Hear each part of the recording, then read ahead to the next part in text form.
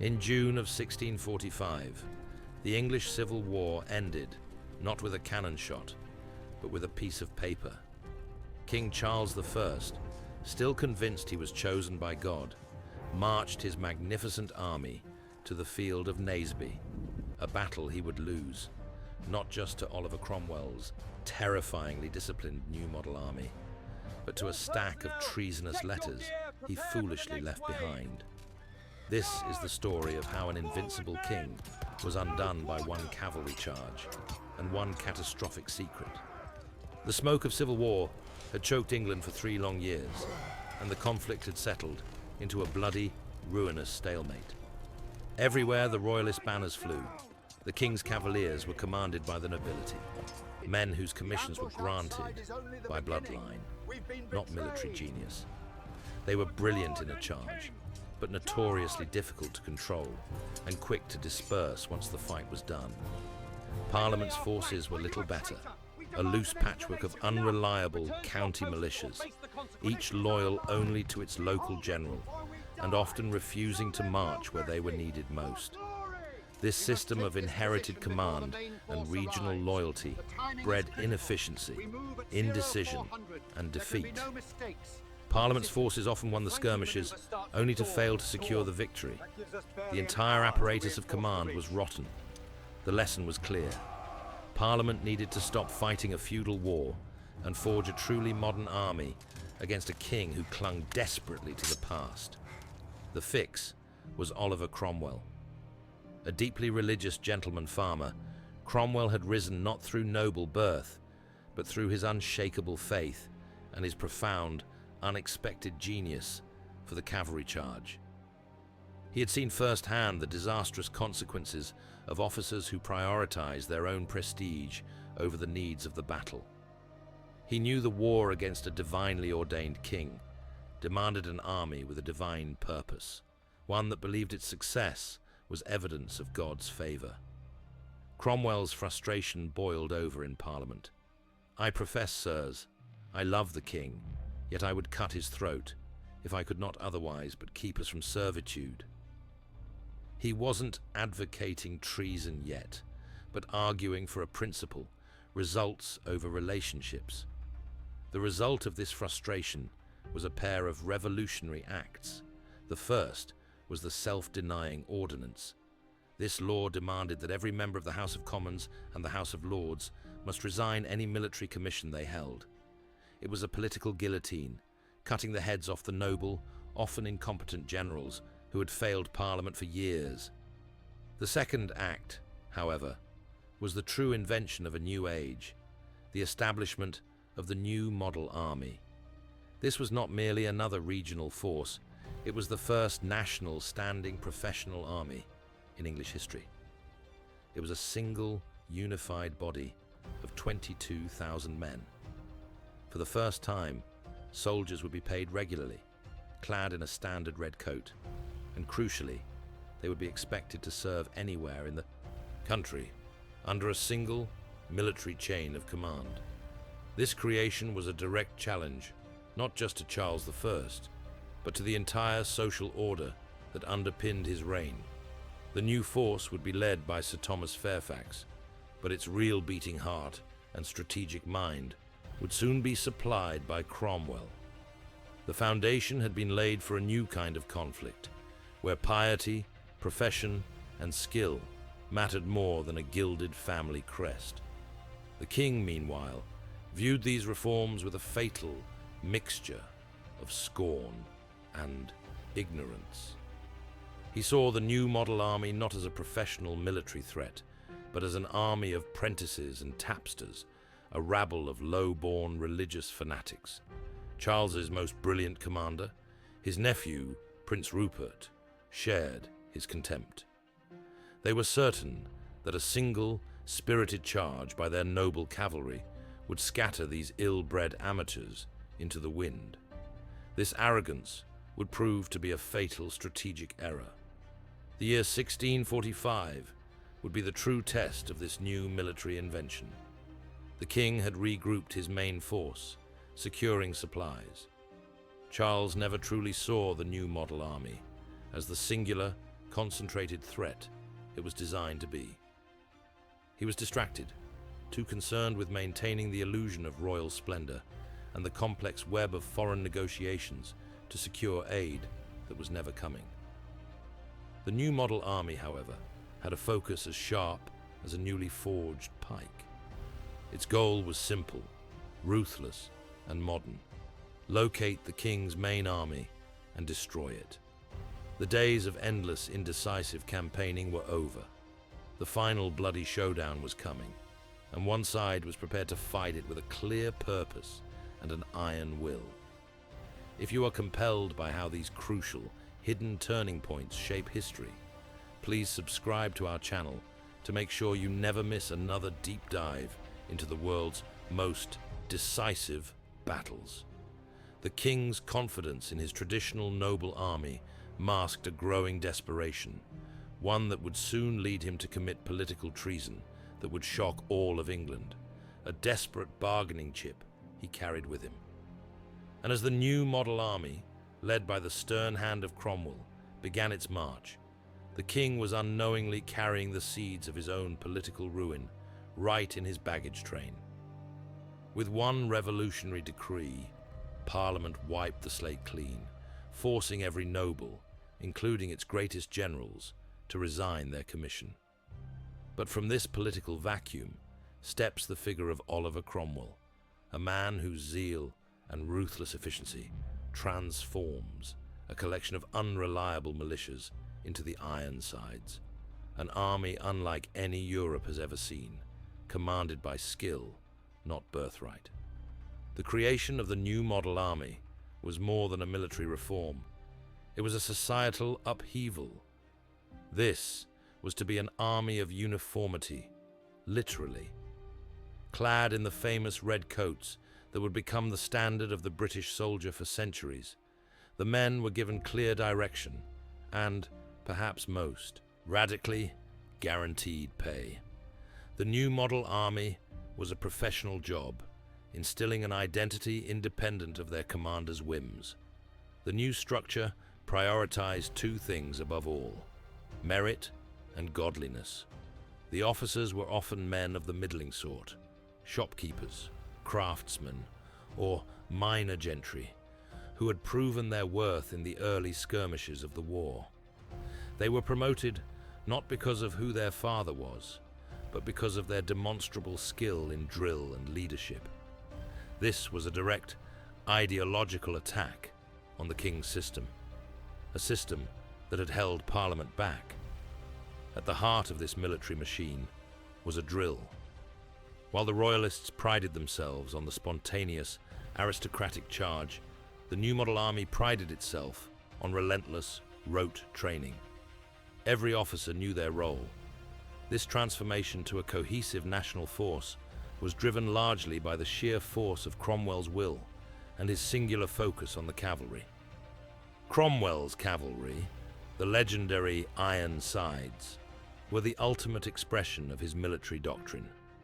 He trained them to charge at a trot, keeping their formation tight, rather than the frenzied gallop favored by Prince Rupert.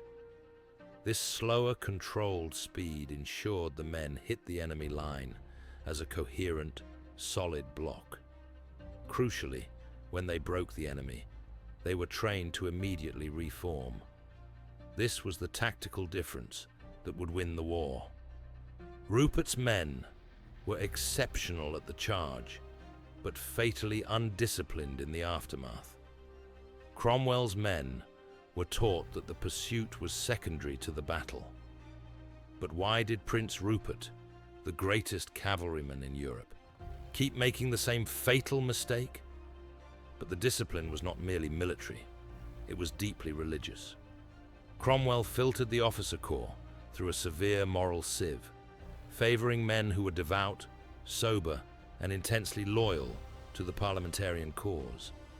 These soldiers believed they were not merely fighting King Charles, but fighting for God's truth against tyranny and popery.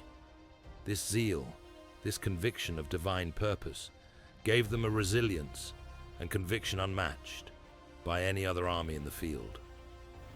General Sir Thomas Fairfax, possessed the quiet competence that allowed Cromwell's brilliance to flourish. Fairfax was the organizer, the steady hand, ensuring logistics were met. Cromwell was the fire and the forge, instilling the relentless fighting spirit that terrified their enemies. Their combined leadership created a unified force where the general's orders were followed without question, creating a striking contrast to the internal bickering and indiscipline that plagued the king's cavaliers.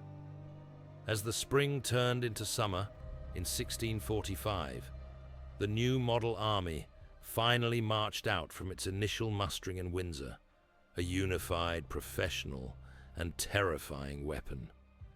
They were the physical embodiment of Parliament's determination to end the war, not through negotiation, but through decisive, overwhelming force. The focus of the war had shifted entirely. No longer was it a battle between two loosely organized factions. It was a contest between the old aristocratic order and the new meritocratic professionalism. If you enjoy history presented with this level of cinematic detail, take a moment to share this video with someone else who loves learning about the pivotal clashes that shaped the modern world.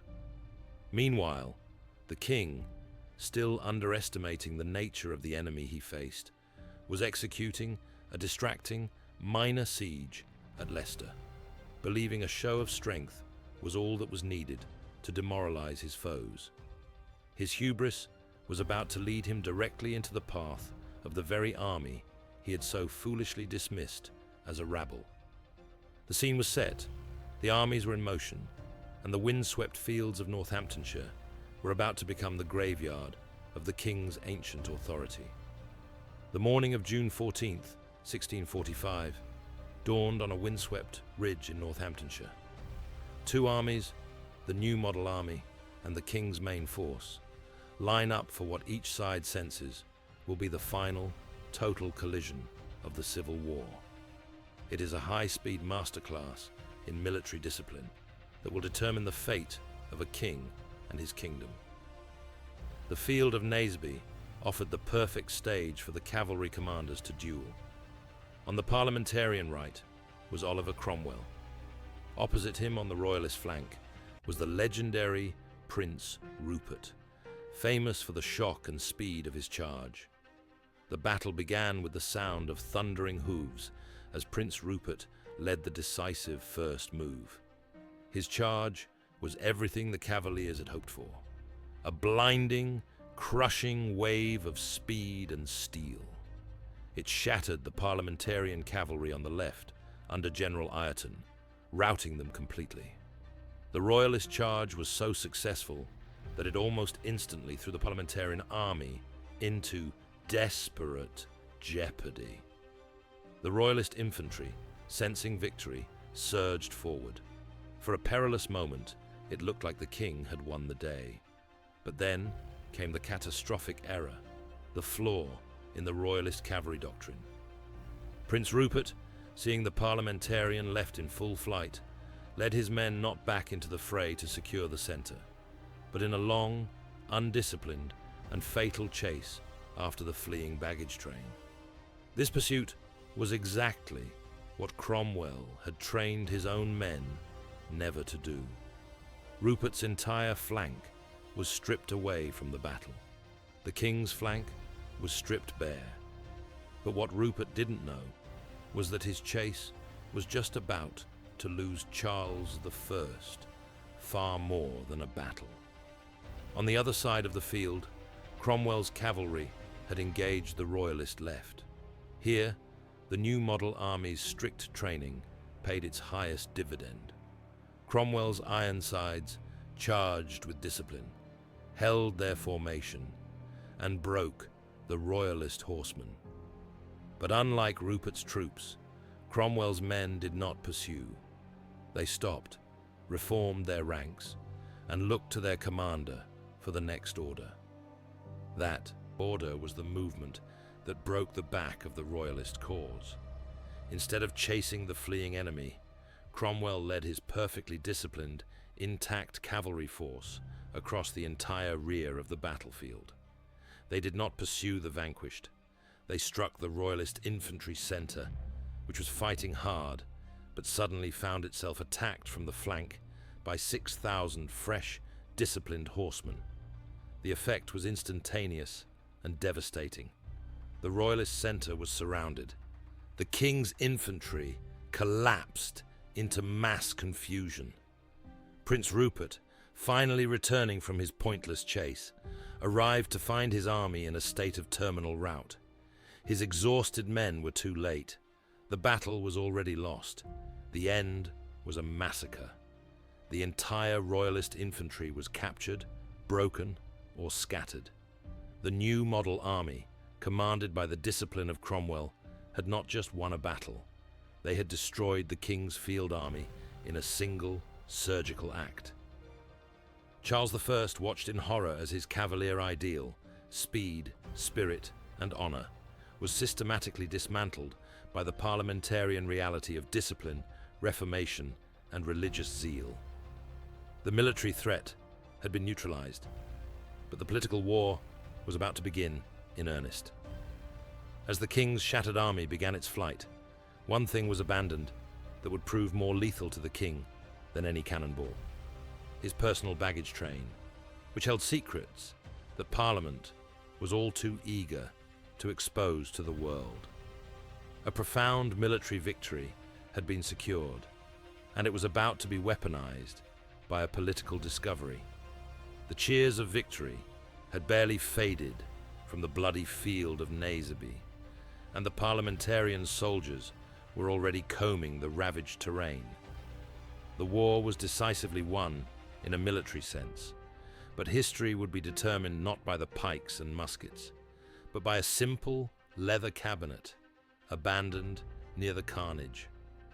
This cabinet, which once held the king's personal papers, was about to become the most potent propaganda weapon of the entire war. Inside, parliamentarian soldiers found a collection of King Charles I's private correspondence. These letters were intimate, unedited communications between the king, his wife, Queen Henrietta Maria, and various foreign and Catholic dignitaries.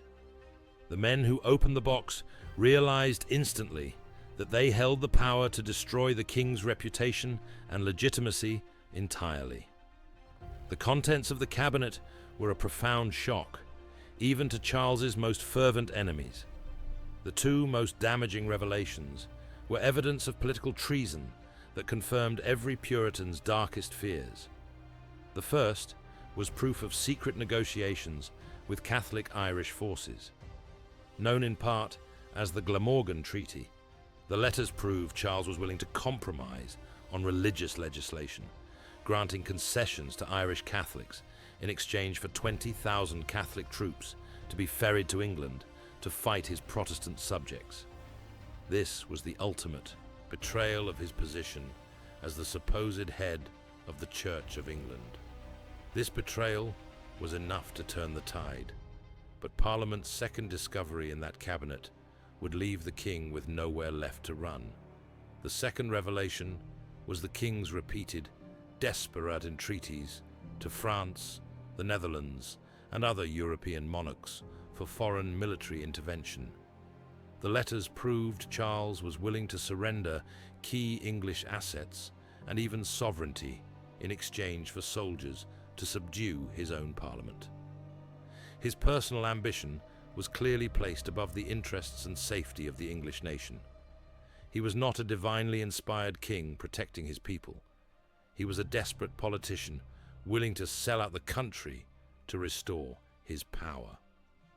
Parliament, recognizing the sheer propaganda gold they held, acted with ruthless speed and efficiency. The letters were compiled, edited, and published immediately in a pamphlet called "The King's Cabinet Opened." This was a direct, devastating attack on the king's personal honor and his claim to divine authority. The publication had the desired effect. It was a shockwave that decimated the king's remaining public support. Loyalists were horrified. The king was suddenly recast in the public eye not as an embattled sovereign, but as a traitor willing to invite foreign Catholic armies to massacre Protestant Englishmen. Charles I attempted to deny the letters' authenticity, but the sheer volume and intimate nature of the documents made the denials ring hollow. His cause, already militarily broken at Naseby, was now politically and morally ruined. The king's last hope for a negotiated settlement vanished, as Parliament now held irrefutable proof that he could not be trusted under any circumstances. The victory at Naseby was the stroke of the sword, but the publication of the king's cabinet was the final devastating blow to his reputation. The physical defeat of the royalist army meant the king had lost the power to enforce his will. The political defeat of the letters meant he had lost the moral authority to command allegiance. The war was now unwinnable. With no army left and his secrets exposed to the world, King Charles I was on the run, seeking refuge wherever he could find it. But as the new model army, now conscious of its own power and moral rectitude, marched on, it knew that it was no longer merely Parliament's instrument. It was the unstoppable force that would eventually sweep away the old order entirely. Naseby was the military death blow, but the king's cabinet letters were the political execution.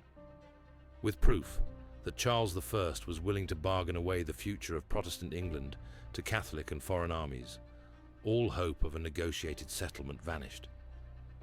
The new model army had proven that its power, military and moral, was the unstoppable force that would eventually bring an entire monarchy to its knees. The immediate aftermath of Naseby was a rolling tide of parliamentarian victory. The king's few remaining field forces were hunted down and defeated one by the relentless new model army. City after city, castle after castle, which had resisted Parliament for years, now fell to the unstoppable momentum of Fairfax and Cromwell.